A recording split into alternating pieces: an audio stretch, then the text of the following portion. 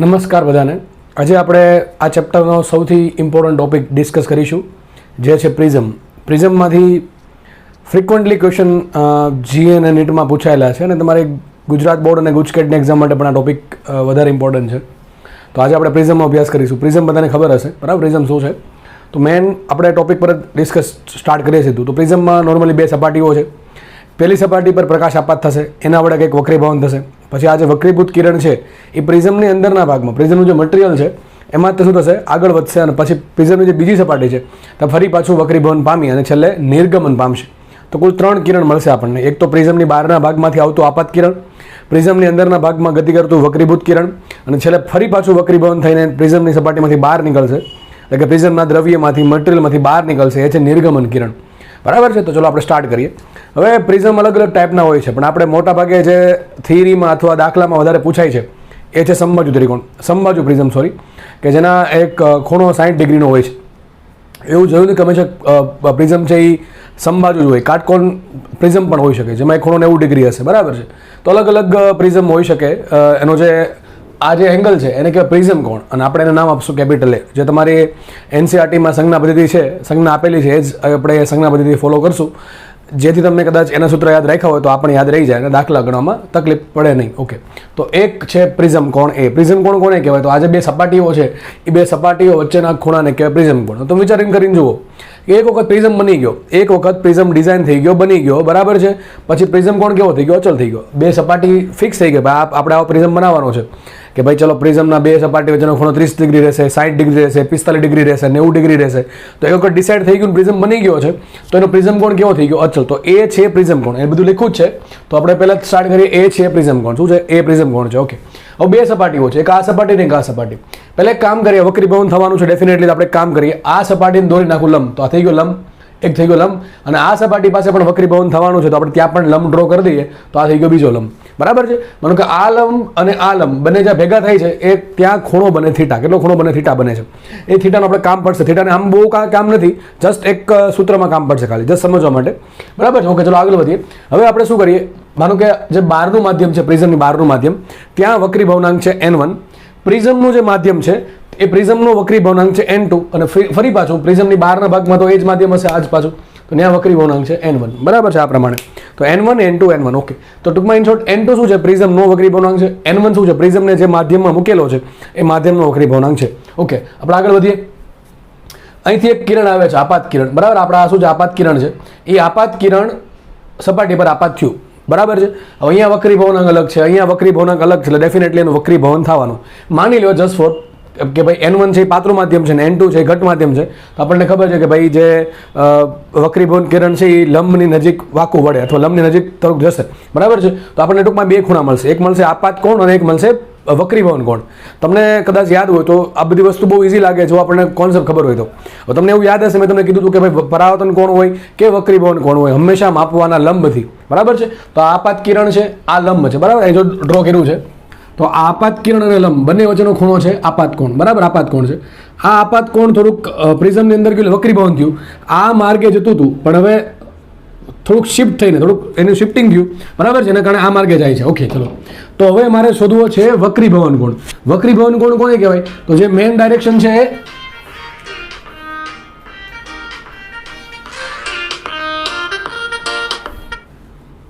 તો આપાત કિરણ છે ને આ વક્રીભૂત કિરણ છે. વક્રીભૂત કિરણના લંબ થઈ ગયો, તો એની વચ્ચે જે ખૂણો છે એ આપણો છે વક્રીભવન કોણ. એ વક્રીભવન કોણ નામ ઉપર ધારો કે મેં R1. બરાબર છે? શું નામ આપ્યું? મેં R1 નામ આપ્યું. ઓકે, ચલો. તો આપણને પહેલો વક્રીભવન કોણ મળી ગયો. હવે આ જે વક્રીભૂત કિરણ છે એ પ્રિઝમના અંદરના ભાગમાં આગળ ગતિ કરશે અને પ્રિઝમની કોઈ સપાટી પર પાછું અથડાશે. આ સપાટી બીજી સપાટી પર, બીજી સપાટી પર કોઈ બિંદુ અથડાશે, એટલે ફરી પાછું આ માધ્યમનો વક્રીભવનાંક n2 છે, આ માધ્યમનો વક્રીભવનાંક n1 છે. બેના વક્રીભવનાંક અલગ અલગ હોવાના કારણે ફરી એક વખત વક્રીભવન થશે. હવે પાતળા માધ્યમ ઘટ માધ્યમમાંથી પાતળા માધ્યમમાં જાય છે તો લંબથી દૂર જશે.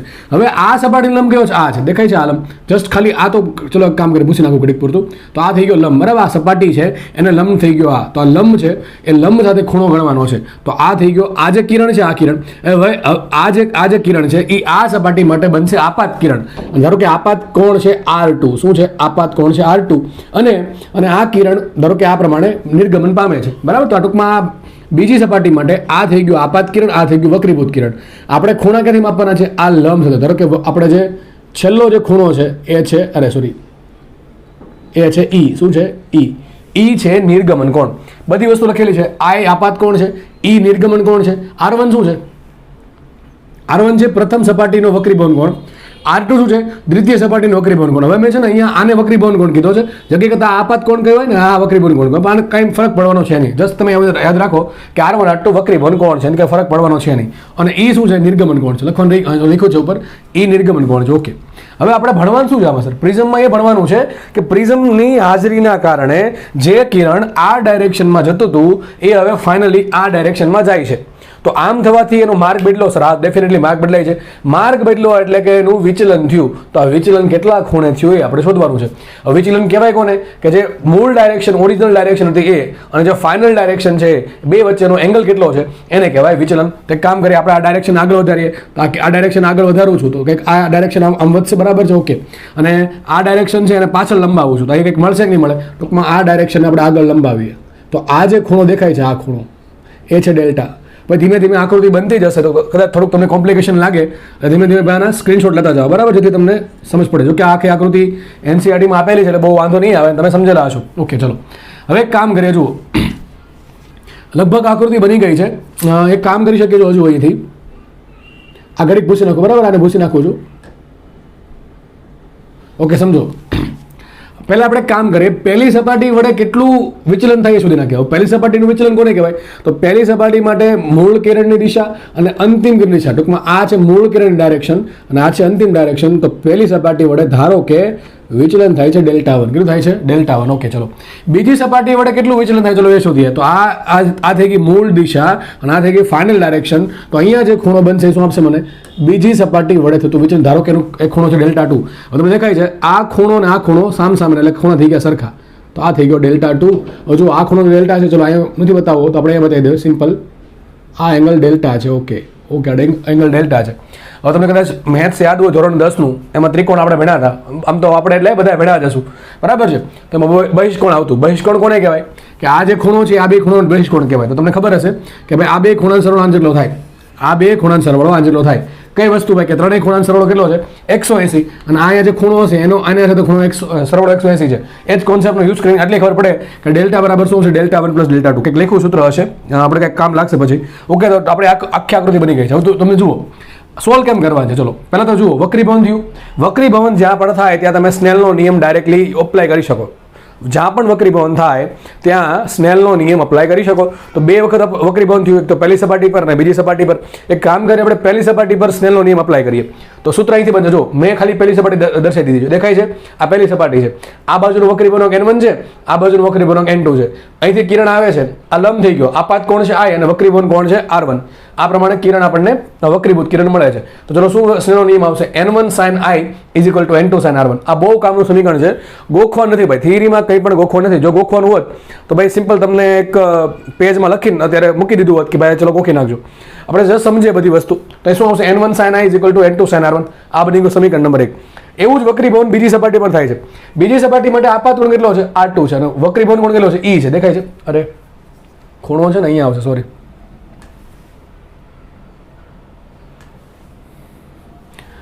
ઓકે, તો આ થઈ ગઈ બીજી સપાટી. આ માધ્યમ છે N2, આ માધ્યમ છે N1. આ થઈ ગયો લંબ, આ થઈ ગયો આપાત કિરણ. આપાત કોણ બનશે? R2 અને વક્રીભવન કોણ બનશે? લંબ સાથે બનશે E. બરાબર છે? E છે નિર્ગમન કોણ. આપણે એને સ્પેશિયલ નામ આપેલું છે. તો અહીંયા આપણે સ્નેલનો નિયમ અપ્લાય કરીએ તો શું આવશે? N2 sin R2 = N1 sin E. શું બનશે અહીંયા?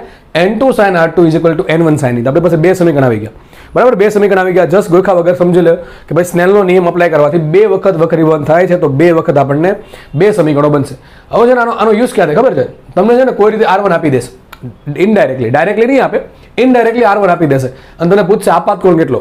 તો યાદ રાખજો, જ્યારે પણ તમને દાખલામાં એમ થોડુંક લાગે ને કોમ્પ્લિકેશન છે ત્યારે સ્નેલનો નિયમ જ અપ્લાય કરવો પડશે. મોટાભાગના કેસમાં, મોટાભાગે બીજા સૂત્ર આવશે આપાત કોણ શોધવાના, પણ મોટાભાગના કેસમાં આપાત કોણ શોધવાના દાખલામાં અથવા નિર્ગમન કોણ શોધવાના દાખલામાં તમારે આ સ્નેલનો નિયમ અપ્લાય કરીને દાખલા ગણવાના. બહુ મસ્ત વાત કીધી મેં. યાદ રાખજો, અત્યારે ઇઝી લાગશે પણ દાખલા જરા કદાચ ટપ્પો નહીં પડે એવું લાગે તો કંઈક લખી રાખું. ફરતી કહું છું કે તમને કોઈ બી રીતે R1 R2 શોધવાની કંઈક રીત આપી દે છે, એનામાંથી તમને R1 R2 મળી જશે, બરાબર છે? A R1R2 મળી જાય અને તમને દાખલો પૂછશે કે ભાઈ આપાત કોણ શોધો અથવા નિર્ગમન કોણ શોધો, તો આપાત કોણ અને નિર્ગમન કોણ શોધવા માટે કોનો યુઝ કરવો? સ્નેલના નિયમનો યુઝ કરવો. કોઈ પણ સપાટી પર સ્નેલનો નિયમ લગાડવો. આ સપાટી પર લગાડશો તો આપાત કોણ મળશે, આ સપાટી પર લગાડશો તો નિર્ગમન કોણ E મળશે. તો કેસ થઈ ગયો સોલ્વ. ચલો આગળ વધીએ, આપણે થોડોક આગળ વધીએ. હવે થોડી કોમ્પ્લિકેટેડ આકૃતિ બની પણ ઇઝી છે, ચલો સમજવી ઇઝી છે. હવે આપણે બધા ચતુષ્કોણ ભણેલા છીએ, બરાબર? શું ભણેલા? ચતુષ્કોણ. ચલો અહીં જુઓ, એક ચતુષ્કોણ દેખાય તમને અહીંયા? આ ચતુષ્કોણ દેખાતો હશે, એક અહીંથી આ ને આખો દેખાય છે ને આ ચતુષ્કોણ. જો તો જો સમજીને વિચારીએ આપણે. જો આ લંબ છે ને, આ લંબ, આ સપાટી લંબ છે, તો આ ખૂણો કેટલો હશે? 90 ડિગ્રી હશે કે નહીં હોય? ફરીથી સમજો, આ સપાટી છે, આને લંબ થઈ ગયો, તો આટલો ખૂણો કેટલો? 90 ડિગ્રી હશે. એ જ પ્રમાણે આ સપાટીને લંબ છે તો આ ખૂણો કેટલો? 90 ડિગ્રી છે. તો ચતુષ્કોણ છે, મને વિચારો, ચતુષ્કોણ એક આવો બને છે. ક્યાં દોરશું?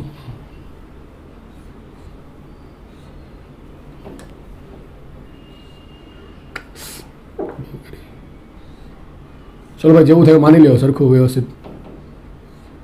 ઓકે ચલો, તો જો આ ખૂણો 90 ડિગ્રી છે, આ ખૂણો 90 ડિગ્રી છે, આ ખૂણો એ છે ને આ ખૂણો થીટા છે. તો સીધી વાત છે, ચારે ચારનો ખૂણોનો ચતુષ્કોણના ચારે ખૂણાનો સરળો 360 ડિગ્રી થાય, બરાબર છે? એમાંથી બે ખૂણા 90 ના છે એટલે થઈ ગયો સરળો 180. તો સીધી વાત છે કે A પ્લસ થીટા કેટલું હશે? 180 હશે. કે લખ્યું હશે A પ્લસ થીટા બરાબર 180 ડિગ્રી, બરાબર છે? તો આ ચતુષ્કોણ પરથી મેં લખ્યું છે કે A પ્લસ થીટા બરાબર 180 ડિગ્રી. આપણને બે સમીકરણ મળે, આનું કંઈ કામ નથી, આ જસ્ટ સાબિતીમાં કામ લાગશે. એટલે આપણે મેળવ્યું છે A પ્લસ થીટા બરાબર 180 ડિગ્રી. ચલો એક સમીકરણ મળી ગયું. બીજું જો આગળ વધી, હવે તમને એક ત્રિકોણ દેખાતો, જો આ ત્રિકોણ, એક આ ત્રિકોણ, બરાબર છે? આ ત્રિકોણમાં જો ત્રણ ખૂણા છે, R1 છે, R2 છે, થીટા છે. આપણે હમણાં સમજ્યા કે જો કે તમને ખબર જ હશે કે ત્રિકોણના ત્રણેય ખૂણાનો સરવાળો 180 ડિગ્રી હોય, 180 ડિગ્રી. તો આમ લખી શકાય R1 plus R2 plus theta બરાબર 180 ડિગ્રી. તો એક સમીકરણ નથી બનાવ્યું, R1 plus R2 plus theta બરાબર 180 ડિગ્રી. સમજ પડે કે ન પડે? એક ચતુષ્કોણ પરથી બનાવ્યું, ચતુષ્કોણથી બનાવ્યું, એક ખૂણો છે A, એક ખૂણો થીટા છે અને બે લંબ છે, બરાબર? લંબ એટલે ખૂણો 90 ડિગ્રીના છે. તો આપણે એક સમીકરણ મળ્યું A પ્લસ થીટા બરાબર 180 ડિગ્રી. અને બીજું ત્રિકોણ, નીચેનો ત્રિકોણ જો બન્યો છે એનો સહારો લીધો, તો એક સમીકરણ બનશે R1 plus R2 plus theta બરાબર 180 ડિગ્રી. જો બે સરખાવો તો જો અહીંયા 180 છે, અહીંયા 180 છે, અહીંયા થીટા છે તો અહીંયા થીટા છે, અહીંયા A છે તો એની જગ્યાએ શું છે? R1 plus R2. અને બે સમીકરણ સાચા છે. તો સાબિત શું થાય આના પરથી? સાબિત સિમ્પલી એવું થાય કે A બરાબર R1 plus R2. Most IMP equation દાખલા સોલ્વ કરવા માટે. હજી કહું છું, ઘણું જ IMP સમીકરણ. દાખલો કીધો કેવું પૂછે, જો તમને છે ને E આપી દે, E આપી દે એટલે R2 મળે, બરાબર કે નહીં? જો દાખલો તમને પૂછું છું, વિચારજો, તમને શું આપ્યું છે? N1 આપ્યા, N2 આપ્યા. જસ્ટ સમજો દાખલા કેવા પૂછે છે. દાખલા ગણાવીશ સમજી લો. એવું લાગે તો છે ને લખી નાખું કે ભાઈ રકમ કોઈ બી આપી દે કે ભાઈ ચલો E છે 8 ડિગ્રી છે, તો વક્રી સોરી આપાત કોણ શોધો. ચલો દાખલો તમને બનાવીને કહું કે તમને E આપી દીધો, N1 આપ્યું, N2 આપ્યું, અને તમને પૂછો કયો ખૂણો અને A આપેલું છે, તમને પૂછો આપાત કોણ શોધો, બરાબર છે? તો મોટા ભાગના લોકો શું કરે? જે ગોખીને ગયા હોય સૂત્ર એ મૂકી અપ્લાય કરે. દરેક જગ્યાએ લાગુ નહીં પડે, આપણે જઈએ છીએ એના પર કે ક્યારે લાગુ થશે. બધા કેસમાં આ સૂત્ર લાગુ પડે. ચલો શું છે? તમને E આપેલો છે, N1 આપ્યું, N2 આપ્યું, તો R2 મળે કે ના મળે? બરાબર, ગણતરી કરીને આપણને R2 મળશે. R2 ની કિંમત અહીંયા મૂકી દો અને એ તમને આપેલો છે. મેં તમને કીધું એ તો ફિક્સ જ હોય. એક વખત પ્રિઝમ બની ગયો તો એ થઈ ગયો ફિક્સ. તો આપણે શું મળે? R1 મળે. અને R1 ની કિંમત અહીંયા મૂકો તો શું મળે? આપાત કોણ મળે. દાખલો બની ગયો 4 માર્કનો રોકડો. જીમાં પૂછાય એવું ભાઈ. હજી કહું છું તમને શું આપશે? ટૂંકમાં આવું કે ક્યારે કરી શકે, તમને આ આપી દે તો R1 મળી જશે, R1 ની આમાં કિંમત મૂકો તો R2 મળી જશે, R2 ની કિંમત મૂકો અહીંયા તો E આપી દે, E મળી જાય, બરાબર? તો આવા કેટલા બધા 1 2 3 4 ઘણા બધા 5 6 7 કુલ 7 વેરિયેબલ છે. A છે, N1 છે, A2 છે, N2 છે સોરી, I છે, R1 છે, R2 છે, ઘણા બધા વેરિયેબલ છે, E છે. તો આવા ઘણા બધા વેરિયેબલમાંથી અમુક વેરિયેબલ તમને આપી દેશે અને સિમ્પલ સમીકરણનો યુઝ કરીને તમારે દાખલો ગણવાનો રહેશે. તો જ્યાં સમજીને ગયા હોય તો વાંધો ન આવે, ગોખીને ગયા હોય તો તકલીફ પડે કે કયું સૂત્ર અપ્લાય કરવું, બરાબર? ચલો આપણે આગળ વધીએ. તો 3 સમીકરણ તમને સમજાઈ ગયા હશે શું કામના છે. આ બે સમીકરણ સાબિતી માટે જરૂરી છે, યાદ રાખવાની કોઈ આવશ્યકતા છે નહીં.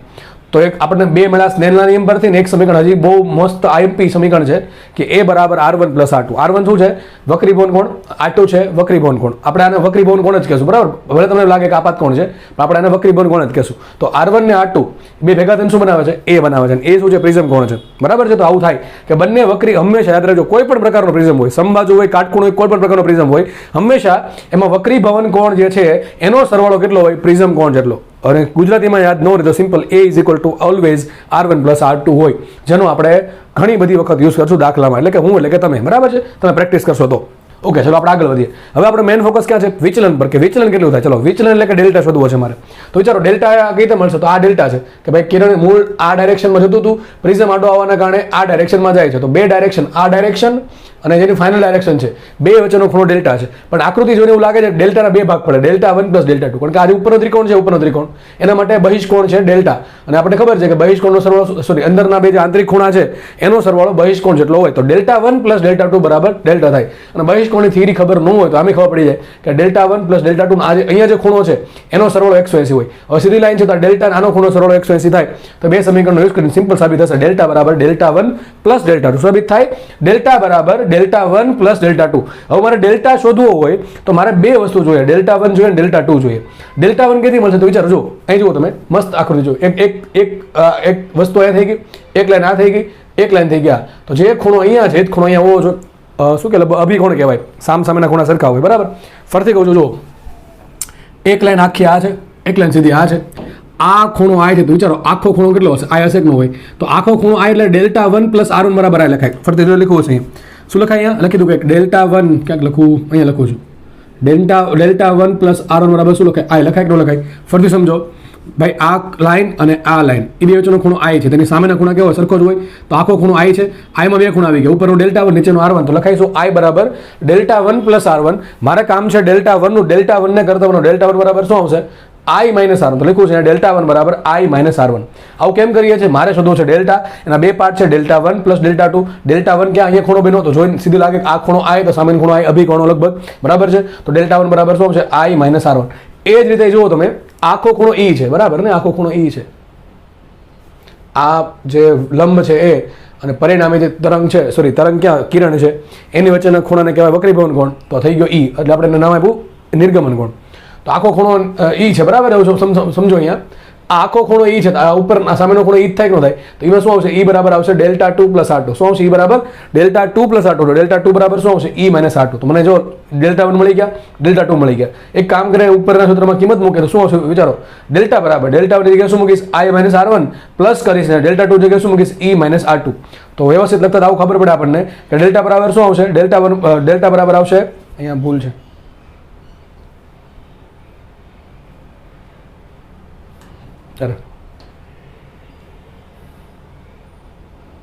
ઓકે ચલો, ડેલ્ટા બરાબર કિંમત મૂકીએ આપણે, તો Δ1 બરાબર આવશે I માઇનસ R1 પ્લસ Δ2 બરાબર આવશે E માઇનસ R2. આમાંથી માઇનસ કોમન કરે તો લખાશે એટલે આવું, ડેલ્ટા બરાબર I પ્લસ E માઇનસ કાઉન્સમાં R1 પ્લસ R2. પણ સર R1 પ્લસ R2 તો આપણે એને એ કીધું હતું, તો સૂત્ર મળી ગયું, ડેલ્ટા બરાબર I plus E minus A. Delta બરાબર I plus E minus A, most IMP equation. ઘણા આમ પણ યાદ રાખે છે, એ ચલો જવા દે, આ બાજુ તો લખાશે સૂત્ર ડેલ્ટા પ્લસ A બરાબર E plus I, delta plus A બરાબર E પ્લસ I. આમાં એક ખૂણો છે અચળ, કયો ખૂણો, A. પ્રિઝમ બની જાય તો એનો પ્રિઝમ કોણ અચળ હોય, પણ બે અલગ અલગ પ્રિઝમ હોય, બે અલગ અલગ પ્રિઝમ હોય તો પછી એ અલગ અલગ હોઈ શકે. પણ એક જ પ્રિઝમ છે તો દરેક કેસમાં તમે I બદલાવો, E બદલાવો, ગમે બદલાવો, ડેલ્ટા બદલશે પણ એ બદલશે નહીં. તો ડેલ્ટા કોના પર ડિપેન્ડ કરે, ડેલ્ટા ડિપેન્ડ કરશે I અને E પર. હવે જો આપણે દેખાય છે કે E કોના પર ડિપેન્ડ કરે, E ડિપેન્ડ કરશે R2 પર, R2 ડિપેન્ડ કરે કોના પર, R1 પર. કારણ કે જો આખી કહાની સમજી લો તમે, જस्ट સમજો, મસ્ત આથી રિઝલ્ટ મળ્યો આપણને કે ડેલ્ટા કોના પર ડિપેન્ડ કરે, A પર, I પર ને E પર, બરાબર, A પર, I પર ને E પર.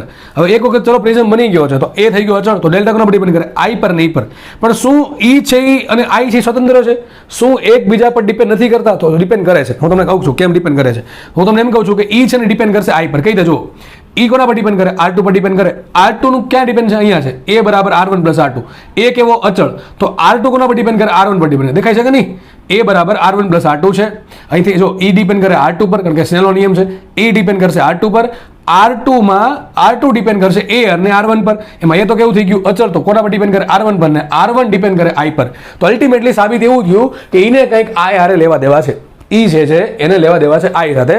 તો બાય ધ એન્ડ છેલ્લે એવું કહેવાય કે ડેલ્ટા છે એ એક વસ્તુ પર ડિપેન્ડ કરશે, આપાત કોણ પર. કોના પર ડિપેન્ડ કરે, આપાત કોણ પર ડિપેન્ડ કરશે. આપણે એવું નથી ખાલી આપાત કોણ પર ડિપેન્ડ કરે, ઇનડાયરેક્ટલી E પર પણ ડિપેન્ડ કરે છે. પણ જો કે E છે એ પાછું I પર ડિપેન્ડ કરે છે, તમે એમ કહી શકો ડેલ્ટા છે એ I નું ફંક્શન છે, અથવા એમ કહી શકો ડેલ્ટા છે E નું ફંક્શન, તો પણ ચાલે. બરાબર, સમજો ભાઈ, જેટલું વસ્તુ સમજશીન કરશો એટલે તકલીફ ઓછી પડશે. બાકી જો મારે સૂત્ર જ આપી દેવા હોત તો ખાલી કહી દીધું ભાઈ એનસીઆરટી ભણ્યા છો ને સૂત્ર તમે આવી જ ગયા હશે સીધા એમ, બરાબર છે. તો જસ્ટ આપણે સાબિત કર્યું કે delta plus A is equal to I plus E, એમાં એકબીજા પર કઈ રીતે ડિપેન્ડ કરે આપણે ચર્ચા કરી. તો આપણે હમણાં જોયું કે ડેલ્ટા છે એ આઈ પર ડિપેન્ડ કરે છે. હવે એક્સપેરિમેન્ટ વિચારો, આઈ તો કેટલા બધા ખૂણા મળે, આઈ કેટલો ખૂણો મળે 90 ડિગ્રીથી લઈને 0 ડિગ્રી સુધી, બરાબર ને. આઈ શું છે? આપાત કોણ છે. આપાત કોણ કેટલો હોઈ શકે? અહીં ટૂંકમાં માનો કે ખીલના આ પ્રમાણે આપાત થયું તો આઈ કેટલો હશે? 90 ડિગ્રી હશે. ધારો કે આ પ્રમાણે આપાત થયું સીધું આમ, તો આપાત કોણ 0 થઈ ગયો. તો આઈ કેટલો હોઈ શકે? આઈ હોઈ શકે 0 ડિગ્રીથી લઈને 90 ડિગ્રી સુધી. હવે મેં જે તમને મેથેમેટિક સમજાવ્યું હમણાં, એમાં એક આઈની ફિક્સ કિંમત કરી નાખો એટલે R1 મળે, R1 ની કિંમત આમાં મૂકો એટલે એની R2 મળે, R2 ની કિંમત આમાં મૂકો એટલે E મળે, E ને આ બધું મળી ગયું એટલે ટૂંકમાં ડેલ્ટા મળશે. આવું કરતા કરતા કરતા આપણે શું કર્યું? દરેક આઈ માટે ડેલ્ટા શોધો અને પછી બનાવો ગ્રાફ. હજી કહું છું કઈ રીતે ગ્રાફ આવ્યો? પ્રયોગ કરીને એક્સપેરિમેન્ટલી આવી શકે અથવા આ પ્રમાણે મેથેમેટિક્સથી આપણને ગ્રાફ મળશે. કોનો ગ્રાફ મળશે? ડેલ્ટા વિરુદ્ધ આઈનો. કોનો ગ્રાફ મળશે? ડેલ્ટા વિરુદ્ધ આઈનો. મેથેમેટિક્સથી કઈ રીતે સાબિત કરવાનો કે ભાઈ આઈની એક કિંમત પસંદ કરો, એના માટે R1 શોધો, R2 શોધો, અલ્ટિમેટલી E શોધો. આઈ અને E મળી જાય એટલે તમને ડેલ્ટા મળી જશે. એની કિંમત ફિક્સ રાખો તો બરાબર છે. પછી આઈની બીજી કિંમત પસંદ કરો તો કંઈક ડેલ્ટા બીજો મળશે, ત્રીજી કિંમત પસંદ કરો ડેલ્ટા બીજો મળશે. આવું કરતા કરતા આપણે બનાવ્યો ડેલ્ટાનો આઈ વિરુદ્ધ ગ્રાફ. તો કંઈક ગ્રાફ આવો આવશે, બરાબર છે. તમને તમારે શેપ યાદ રાખવાનો છે. ઘણી ચોપડીમાં શેપ આવો પણ આપેલો છે, બરાબર. તો એ આગળ લંબાવો તો આવો શેપ થઈ જશે. ટૂંકમાં તમારે શેપ યાદ રાખવાનો છે. આ આલેખ પૂછાઈ ગયો છે, આ આલેખ પૂછાઈ ગયો છે કે પ્રિઝમ માટે વિચલન કોણ ડેલ્ટા અને આપાત કોણ આઈ વચ્ચે સાચો સંબંધ દર્શાવતો આલેખ શોધો. તો આલેખ આ રીતનો આવશે. હવે જો આલેખ શું કહે છે? જો આલેખ એવું કહે છે કે કોનો આલેખ છે? આઈનો આલેખ છે કે આઈની એક એવી કિંમત હશે શરૂઆતમાં કે જ્યાં ડેલ્ટા મેક્સિમમ હશે. ડેલ્ટા મેક્સિમમ એટલે વિચલન મહત્તમ થાય. એ કઈ કિંમત હશે? તો યાદ રાખજો, E ની કિંમત હશે 90 ડિગ્રી. પછી સમજાવું છું, આપણે આગળ વધીએ. આ ડેલ્ટા મેક્સિમમ પછી છેલ્લે કરું છું, બરાબર. પછી સમજી લઈએ આપણે. અત્યારે ઘડી બીજું સમજીએ, કારણ કે આ સમજાવવા માટે આપણે થિયરી સમજવી પડશે. આ જસ્ટ ડેલ્ટા મેક્સિમમ સાઈડમાં રાખો.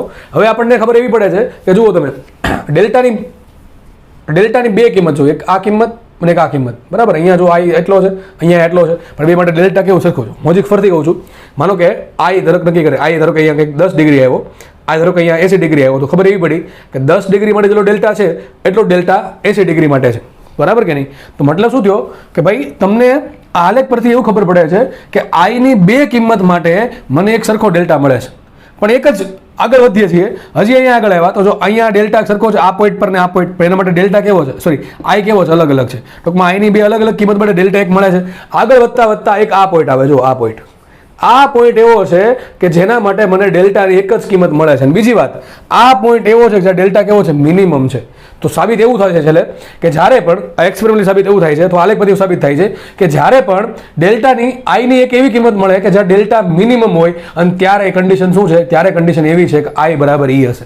ટૂંકમાં કન્ડિશન બહુ જ અતિ આવશ્યક કન્ડિશન થઈ ગઈ કે ભાઈ માનો કે કોઈ પ્રિઝમ છે, એમાં આપાત કોણ કેટલો રાખવો જોઈએ કે જેથી એમાંથી જે નિર્ગમન કિરણ છે એનું ઓછામાં ઓછું વિચલન થાય. ટૂંકમાં ડેલ્ટા મિનિમમ, વિચલન કોણ મિનિમમ હોવા માટેની કન્ડિશન શું? આઈ બરાબર E. જો કે બીજી બધી કન્ડિશન છે, અહીં 7-8 લખી છે મેં, આપણે 1 by 1 વિચારીએ છીએ, પણ મેઇન કન્ડિશન આ છે કે ભાઈ આઈ બરાબર E હોવી જોઈએ. અને આમાંથી આપણે બીજી બધી કન્ડિશન હમણાં જન્મ કરાવીએ છીએ, બરાબર છે. તો આઈ બરાબર E છે. આપણે એક ગાયનેક ડોક્ટરનું કામ કરવાનું છે ઇન શોર્ટ.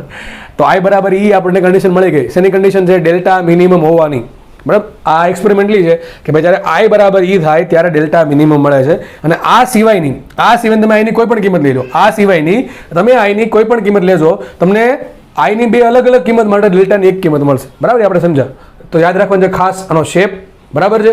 અને જ્યારે ડેલ્ટા મિનિમમ ક્યારે મળે? ડેલ્ટા મેક્સિમમ પર આપણે પછી આવીએ છીએ. તો બહુ મહત્વની વાત છે. ડેલ્ટા વિરુદ્ધ આઈનો આલેખ છે, એનો શેપ કેવો છે એ જોઈ લો. પછી એના પરથી ખબર શું પડે કે ડેલ્ટાની એક જ કિંમત મને આઈની અલગ અલગ વેલ્યુ આપે છે. આઈની બે અલગ અલગ કિંમત માટે ડેલ્ટા અલગ અલગ છે. અહીંયા પણ આઈની બે અલગ અલગ કિંમત માટે ડેલ્ટાની એક જ કિંમત છે. પરંતુ આઈની એક એવી કિંમત મળે છે કે જ્યાં ડેલ્ટાની એક જ કિંમત મળે છે અને એ કિંમત સૌથી ઓછામાં ઓછી છે, અને એને કહેવાય ડેલ્ટા મિનિમમ. અને એ કન્ડિશન કઈ છે? આઈ બરાબર E. તો જ્યારે પણ આમાં આઈ બરાબર E થશે ત્યારે જ આપણને ડેલ્ટા મિનિમમ મળે. ચલો, તો હવે આપણને delta minimum most IMP theory કેટલી બધી વખત આમાંથી દાખલો પૂછાનો છે. તો બહુ આપણે મહત્વની કન્ડિશનની ચર્ચા કરીએ. તો લખ્યું છે લઘુત્તમ વિચલન માટેની શરત, એટલે ડેલ્ટા મિનિમમ મળવા માટેની શરત. તો એક શરત આપણે જોઈ ગયા છીએ, આઈ બરાબર E. હવે આપણે આને આગળ વધારીએ, બરાબર છે.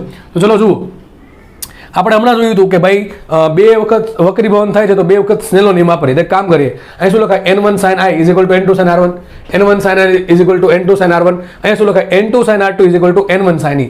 તો એ લખ્યું છે n2 sin r2 બરાબર n1 sin e. હજી આપણે કોઈ કન્ડિશન અપ્લાય કરી છે ને આ બધી સમીકરણ કેવા ખબર છે, કોઈ પણ પ્રિઝમ માટે ગમે ત્યારે લાગુ પડે. પણ હવે જે સમીકરણ બનશે એ ખાલી ક્યારે લાગુ પડશે, ડેલ્ટા મિનિમમ હોય ત્યારે જ, ટૂંકમાં જ્યારે i બરાબર e હોય ત્યારે લાગુ પડશે. હવે કામ કરીએ, આ સમીકરણ આપણે બે ઉપર એને લખા. ઓકે ચલો હવે કામ કરીએ, આમાં શું કરીએ, આમાં જે i દેખાઈને e મૂકો અથવા e દેખાઈને i મૂકો, તો કામ કરીએ i બરાબર e લઈ લઈએ. શું લઈ લઈએ, i બરાબર, તો જો શું થશે, જો અહીંયા મેં લખ્યું, મેં અહીંયા જ લખ્યું, મેં સમજાવી દઉં છું. અહીંયા બનશે આવું સમીકરણ, n1 sin i is equal to n2 sin r1. અહીંયા શું બનશે, n2 sin r2 is equal two n1 sin i, બરાબર ને, n1 sin i, કારણ કે e બરાબર i છે. e બરાબર i દર વખતે હોય નહીં, ક્યારે હોય, જ્યારે ડેલ્ટા મિનિમમ ત્યારે જ હોય. તો એક કામ કરો, અહીં શું લખ્યું ને, મેં e બરાબર i મૂકું તો શું બનશે, n1 sin i. અહીંયા શું છે, n1 sin i, તો n1 sin i બરાબર શું છે, n2 sin r2. અહીંયા પણ n1 sin i બરાબર છે n2 sin r2. અહીંયા છે n2 sin r1. આ પદ અને આ પદ સરખા છે, તો ડેફિનેટલી આ પદ ને આ પદ સરખા થવા જોઈએ કે ન થવા જોઈએ, n2 સરખા છે, sin સરખા, તો શું થવું જોઈએ, r1 બરાબર r2. તો બીજી એક શરત મને મળી ગઈ કે જ્યારે પણ લઘુત્તમ વિચલન થશે ત્યારે i બરાબર ઈ તો હશે જ તે, આ મેઇન કન્ડિશન છે, i બરાબર ઈ તો હશે જ તે. એના પરથી સાબિત શું થયું કે r1 બરાબર r2 હશે. r1 બરાબર શું છે, બે વક્રીભવન કોણ, બે વક્રીભવન કોણ પણ સરખા હશે. તો r1 બરાબર r2 અને એને મેં નામ આપ્યું સિમ્પલ r. તો જ્યારે પણ યાદ રાખજો, જ્યારે પણ લઘુત્તમ વિચલન થાય ત્યારે r1 બરાબર r2 બરાબર r હશે. ચલો એ આપણે સમજી લીધા. હવે સર આનું શું થાય, એનું જો આપણે કોણ વિચાર કરવાનો છે, એનો સોરી ફરીથી કહું છું, નો વિચાર કરવાનો છે, r1 નો, r2 નો, એનો અને ડેલ્ટાનો. 5 વસ્તુ છે, ફરીથી બોલું છું, i, e, a, r1, r2 ને 6 વસ્તુ થઈ ગઈ ડેલ્ટા. તો ચલો એક તો ખબર પડી ગઈ i બરાબર e છે, બીજી ખબર શું પડી, r1 બરાબર r2 બરાબર r. ચલો બે ખબર પડી ગઈ આપણને. હવે આપણે ફોકસ કરીએ એ પર. ચલો એની શું હાલત થાય, તો a બરાબર શું છે, r1 પ્લસ r2. હમણાં જોયું કે લઘુત્તમ વિચલન થશે તો i બરાબર e હશે, અને જો i બરાબર e હોય તો r1 બરાબર r2 બરાબર r લખાય ન લખાય. તો એક કામ કરીએ, a બરાબર શું લખાય, a બરાબર લખાય r1 પ્લસ r2. એમાં r1 બરાબર તમે r2 મૂકી શકો અને r2 બરાબર તમે r1 મૂકી શકો, અથવા બેના બરાબર તમે r પણ લખી શકો. તો શું બનશે, a બરાબર બનશે 2r1 બરાબર 2r2 સિમ્પલ 2r. તો આ પણ ત્રીજી મહત્વની કન્ડિશન કે યાદ રાખજો, જ્યારે પણ મિનિમમ વિચલન થશે ત્યારે a બરાબર શું હશે, કા 2r1 હશે કા 2r2 હશે અથવા સિમ્પલ 2r હશે. હવે બધાની ખબર પડી કે આપણે બાકી રહ્યું ડેલ્ટા. ડેલ્ટાનું કોઈ પણ કેસમાં સમીકરણ શું આવે, ડેલ્ટા બરાબર આવે i plus e minus a. શું આવશે, i plus e minus a. પણ આપણે ખબર છે કે e બરાબર તો i છે, બરાબર ને, તો લખીએ e બરાબર i. તો સૂત્ર શું બનશે, dm. આ dm લખીને જો ઉપર ડેલ્ટા લખ્યું છે કારણ કે આ જનરલ ઇક્વેશન છે, બરાબર, કોઈ પણ કેસમાં લાગુ પડે. એનું મેં કર્યું dm એટલે d મિનિમમ, આ શું મિનિંગ શું, ડેલ્ટા મિનિમમ, ટૂંકમાં લઘુત્તમ વિચલનની શરત. તો ડેલ્ટા થઈ ગયું ડેલ્ટા મિનિમમ, i રેખો એમને e ની જગ્યાએ શું કરી નાખ્યું, i કરી નાખ્યું, કારણ કે ડેલ્ટા મિનિમમ માટે કન્ડિશન છે i બરાબર i, e બરાબર i. તો અહીંયા આવશે 2i માઇનસ છે, તો આમ પણ લખી શકો તો આને 2e માઇનસ છે, બરાબર ને, i ની જગ્યાએ લખી શકો, e જગ્યાએ લખી શકો. તો આ પણ બહુ મહત્વનું કન્ડિશન થઈ ગઈ. આના પરથી એક વસ્તુ તમે વિચારી શકો કે i નું સમીકરણ શું આવશે, વિચારો, i બરાબર શું આવશે, તો એ લઈ જશો આ બાજુ, તો શું આવશે અહીંયા ડેલ્ટા m, એટલે કંઈક લખી દઉં છું અહીંયા, i બરાબર ડેલ્ટા m, અરે i બરાબર delta m plus a by 2, બરાબર. આ પણ બહુ મહત્વની કન્ડિશન છે.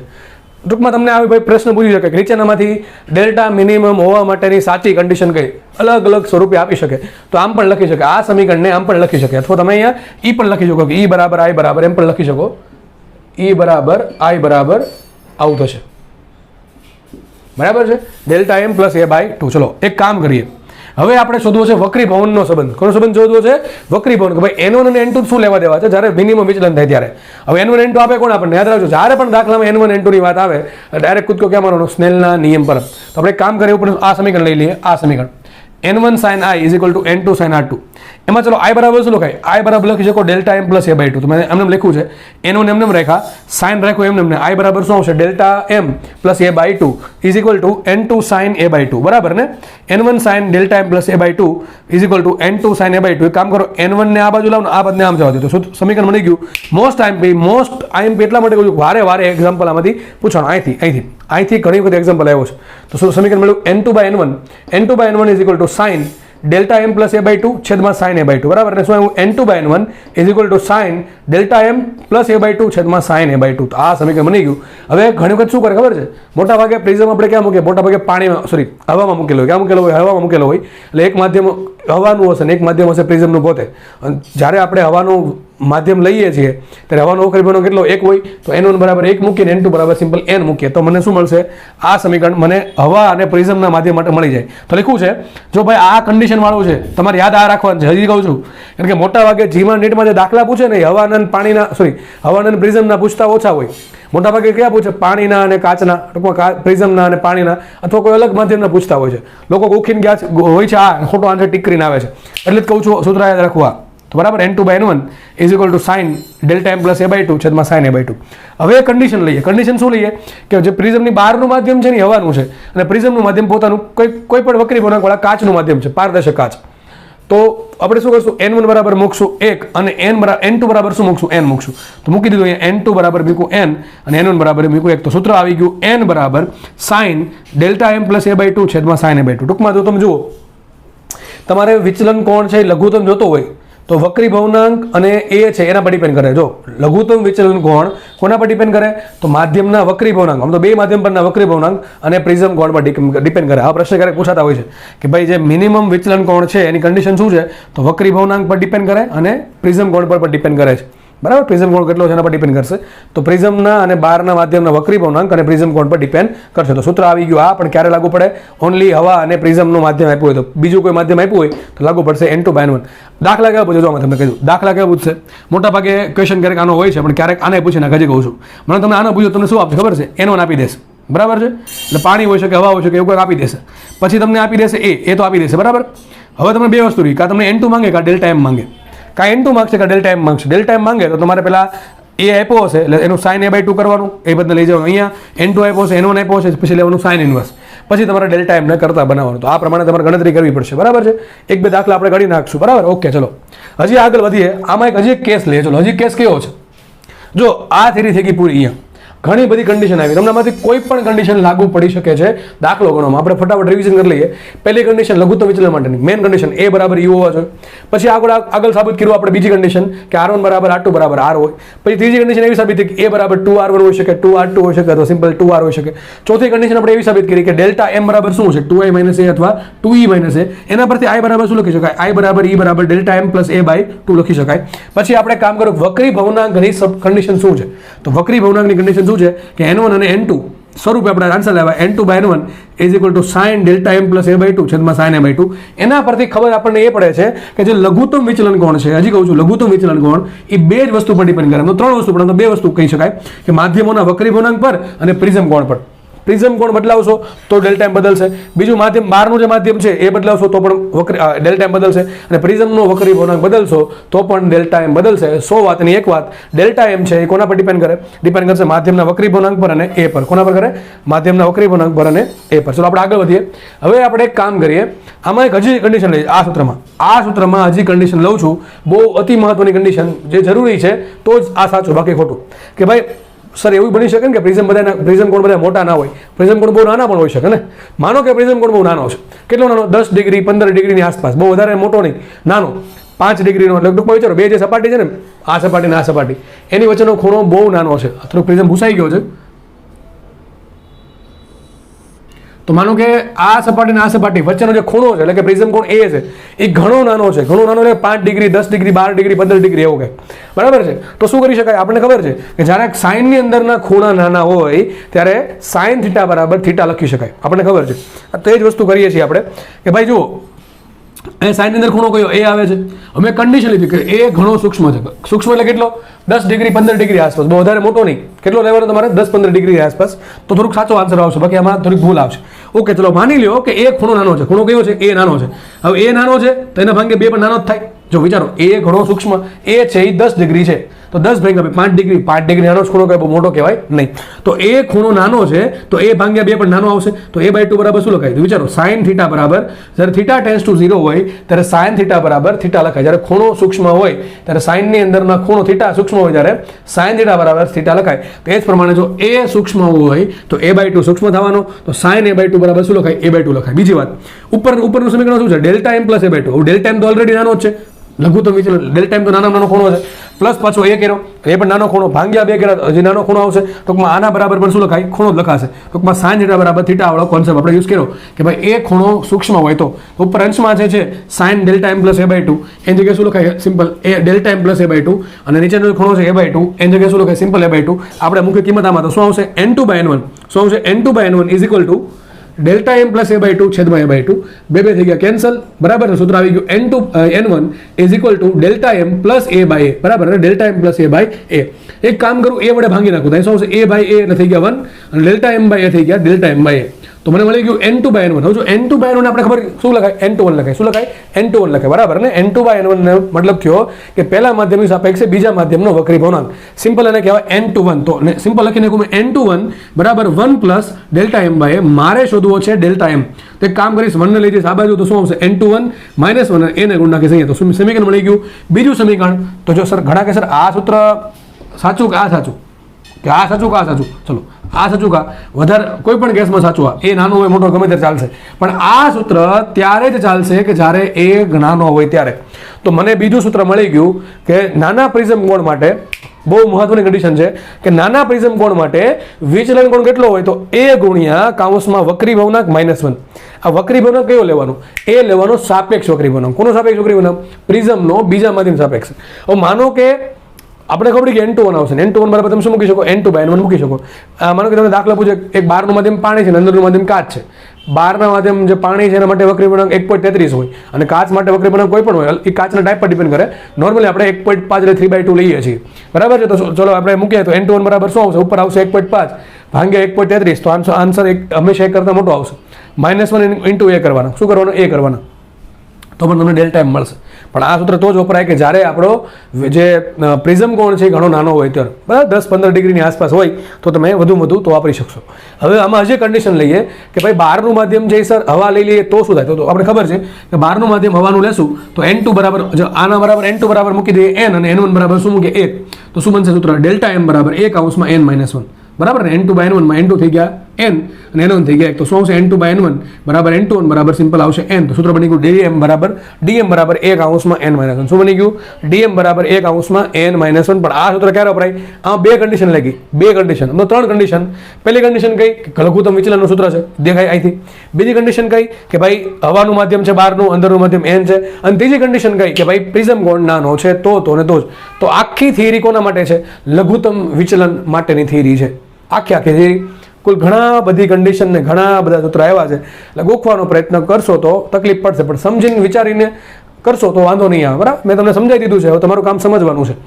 હજી એક કન્ડિશન બાકી, સર આ તો લઘુત્તમ વિચલનની કન્ડિશન હતી, સર મહત્તમ વિચલનની કન્ડિશન છે. મારે પ્રિઝમ માટે આપાત, પહેલા એક કામ કરીએ, લઘુત્તમ વિચલનની કન્ડિશન શું આવી કે ભાઈ તમારે આપાત કોણ છે ને આટલો રાખવો પડે, કેટલો રાખવો પડે, ડેલ્ટા m પ્લસ a/2. એટલે કે આપણે શોધી શકીએ અલગ અલગ કન્ડિશન, પછી અહીંથી કન્ડિશન મળે કે વક્રી ભવન કેટલો રાખવો, a કેટલો રાખવો, તો મને ડેલ્ટા m મળે, સોરી ડેલ્ટા m એટલે ડેલ્ટા મિનિમમ મળે. હવે કન્ડિશન એવી છે કે સર મારે ડેલ્ટા છે ને મેક્સિમમ જોઈએ છે, તો એની કન્ડિશન કઈ, તો એની કન્ડિશન અહીંથી મળશે. જો આ બે પોઈન્ટ જુઓ, અહીંયા જો ડેલ્ટા મિનિમમ છે ને, આ ઉપર જેટલા એટલો ડેલ્ટા મોટો, નીચે જેટલા આવડો ડેલ્ટા નાનો, તો અહીંયા આ પોઈન્ટ એવો મળે કે ડેલ્ટા સૌથી નાનો નાનો છે. તો ડેલ્ટા m 0 નથી, બરાબર. ડેલ્ટા m 0 ક્યાં થાય વિચારો, ડેલ્ટા m 0 મતલબ શું થાય, લઘુત્તમ વિચલન કોણ 0 મતલબ શું થાય, વિચલન થયું જ નથી. વિચલન કોણ 0 એનો મતલબ શું થાય, વિચલન થયું જ નથી. વિચારો વિચલન ક્યારે ન થાય, વિચલન ક્યારે, આમાં વિચલન ક્યારે ન થાય, હા બની શકે વિચલન ન થાય, વિચારો ક્યારે ન થાય. એક કામ કરીએ, જુઓ જસ્ટ વિચારો કે આપાત કિરણ છે અને જે અંતિમ નિર્ગમન કિરણ છે એ બે એક દિશામાં હોય તો વિચલન 0 થાય. આવું ક્યારે બને, હું પ્રિઝમ મૂકું જ નહીં. તો એક એક્ઝામ્પલ આપું, જસ્ટ થોડુંક ફની છે પણ સમજો. આજુબાજુ હવાનું માધ્યમ છે, હવે તમે શું કર્યું, હવાનો પ્રિઝમ બનાવીને લાવ્યા, જસ્ટ વિચારો હવાનો પ્રિઝમ બનાવીને લાવ્યા છો તો વિચલન થશે. અરે ભાઈ વિચલન શું કામ થાય, વક્રીભવન જ નહીં થાય. કેમ વક્રીભવન થાય, બે માધ્યમના વક્રીભવન સરખા છે. હવાનો પ્રિઝમ એટલે હવા, એટલે બારે હવાનું માધ્યમ છે. અથવા એવું વિચારો એક કાચ છે, એક કાચનું માધ્યમ છે, એમાં તમે એ કાચના જ માધ્યમનો પ્રિઝમ બનાવીને મૂકી દીધો, તો પ્રિઝમ અને બહારનો કાચ બે માટે વક્રીભવનાંક કેવા સરખા, તો બેના વક્રીભવનાંક સરખા હોય તો વક્રીભવન ક્યાંથી થવાનું, અને વક્રીભવન નહીં થાય તો કિરણ છે ડાયરેક્ટલી સટ એમ જ નીકળી જશે. બરાબર ને, વક્રીભવન થયા વગર નીકળી જશે, મતલબ કે વક્રીભવન ન થયું તો વિચલન નહીં થાય, સિમ્પલ વાત છે, બરાબર છે. તો ડેલ્ટા ઝીરો ક્યારે હોય? જો ડેલ્ટા સાવ ઝીરો તો નહીં હોય, ડેલ્ટા ઝીરો ક્યારે હોય એ વાત કરવાની મિનિંગ જ નથી. કારણ શું? ડેલ્ટા ઝીરો ક્યારે હોય કે ભાઈ બહારનું માધ્યમ અને અંદરનું માધ્યમ બેના વક્રીભવનાંક સરખા હોય. તો બહાર હવાનું માધ્યમ તો અંદર હવાનું માધ્યમ, ટૂંકમાં હવાનું પ્રિઝમ બનાવવાનું, બહાર પાણીનું માધ્યમ તો અંદર પાણી, ટૂંકમાં પાણીનું પ્રિઝમ બનાવવાનું. આવું તો મિનિંગ નથી ને કોઈ એનું. એટલે ડેલ્ટા ઝીરો હોઈ શકે, એવું ના હોઈ શકે, પણ એનો કોઈ ફિઝિકલ મિનિંગ આવો થાય એનો. પ્રેક્ટિકલ એનો કોઈ મિનિંગ છે નહીં. પ્રેક્ટિકલ એનો કોઈ શું લેવાના? ભાઈ હવાનો પ્રિઝમ, ચલો આ હવા છે આજુબાજુ, આ પ્રિઝમ બની ગયો, ચલો અહીંથી કિરણો છે ડાયરેક્ટ શટ કરતું બહાર નીકળી જશે, ડેલ્ટા ઝીરો. તો એનો પ્રેક્ટિકલ એમ કોઈ મિનિંગ થાય, મિનિંગલેસ વસ્તુ થઈ ગઈ. ફિઝિકલ મિનિંગ શું થાય તમને સમજાય. એટલે ડેલ્ટા મિનિમમ એમ ઝીરો નથી કર્યો, સમજ પડે તમને? પ્રશ્ન થવો જોઈએ ડેલ્ટા ઝીરો કેમ ન થાય? તો ડેલ્ટા ઝીરો થઈ શકે પણ આપણે દોર્યો નથી. સમજ પડે કેમ નથી દોર્યો? કારણ કે આપણે બે અલગ અલગ વક્રીભવનાંક પ્રોવાઈડ કર્યા છે, બહારનું માધ્યમ અને અંદરનું માધ્યમ, બે માટે વક્રીભવનાંક અલગ અલગ સેટ કર્યા છે એટલા માટે. ઓકે, ચલો આપણે આગળ વધીએ. તો આપણને ખબર પડે કે સર ઉપર જશું એમ ડેલ્ટા વધે છે. તો જો બે પોઈન્ટ, એક તો આ પોઈન્ટ ને એક તો આ પોઈન્ટ, એના માટે ડેલ્ટા મેક્સિમમ મળે છે. હવે ડેલ્ટા મેક્સિમમની કન્ડિશન તમારે ડાયરેક્ટ યાદ રાખવાની છે કે જ્યારે તમારે જો આ પોઈન્ટ પાસે ડેલ્ટા મિનિમમ જોતો, સોરી ડેલ્ટા મેક્સિમમ જોતો હોય તો આ તો ચલો નાનો હશે પણ ઈ હશે 90 ડિગ્રી, યાદ રાખજો. અને જો તમારે આ પોઈન્ટ પાસે ડેલ્ટા મેક્સિમમ જોતો હોય, ટૂંકમાં મહત્તમ વિચલન, તો આઈ હોવો જોઈએ 90 ડિગ્રી, કાં તો આઈ 90 ડિગ્રી હોવો જોઈએ અથવા ઈ 90 ડિગ્રી હોવો જોઈએ. આનું કારણ શું? જો તમે એવું વિચારો અહીંયા કે અહીંથી તમે આપાત કિરણ આવ્યું, અહીંયા આમ ગયું પાછું બહાર આવ્યું, આનાથી ઊંધું છે. જો આવું થાય ભાઈ કે તમે અહીંથી આપાત કિરણ આવવા દો તો પછી અહીંથી બહાર આવશે. ટૂંકમાં આઈ અને ઈ એકબીજાને આઈડેન્ટિકલ હોય. કેવા આઈડેન્ટિકલ? એટલે કે અહીંથી તમે કિરણ આપાત કરશો તો આ માર્ગે જઈ આ માર્ગે જઈને આમ બારો આવશે, તો આ થઈ ગયો આપાત કોણ, આ થઈ ગયો નિર્ગમન કોણ. પણ એનાથી ઊંધું શક્ય બને. તમે આમ કિરણ જવા દો ને તો આ એક્ઝેક્ટલી રિવર્સમાં આવશે પાછું, ગમે એ પ્રિઝમ હોય. તો આ બનશે આપાત કોણ ને આ બનશે નિર્ગમન કોણ. એવું નથી કે બે હરખાત હોય, પણ એવું થઈ શકે, બરાબર છે. તો આ કન્ડિશન થઈ ગઈ. યાદ રાખજો કે આઈ બરાબર 90 ડિગ્રી હોય અથવા ઈ બરાબર 90 ડિગ્રી હોય ત્યારે પ્રિઝમ આપણને, સોરી, ત્યારે શું મળે? બેમાંથી એક. બે તો કોઈ દિવસ જ નહીં ને ભાઈ. આઈ બરાબર 90 ડિગ્રી, ઈ બરાબર બે હરખા, કોઈ દિવસ હરખા ન હોય 90 ડિગ્રી સાથે, કારણ કે બે હરખા થઈ ગયા તો પછી આ કન્ડિશન લાગુ પડે. સમજ પડે કે ન પડે? ટૂંકમાં બેમાંથી એક 90 ડિગ્રી હોવો જોઈએ. ઇન શોર્ટ યાદ રાખજો, આ ક્યારેક ભાગ્ય પૂછાશે, બાકી આ વધારે પૂછાય છે.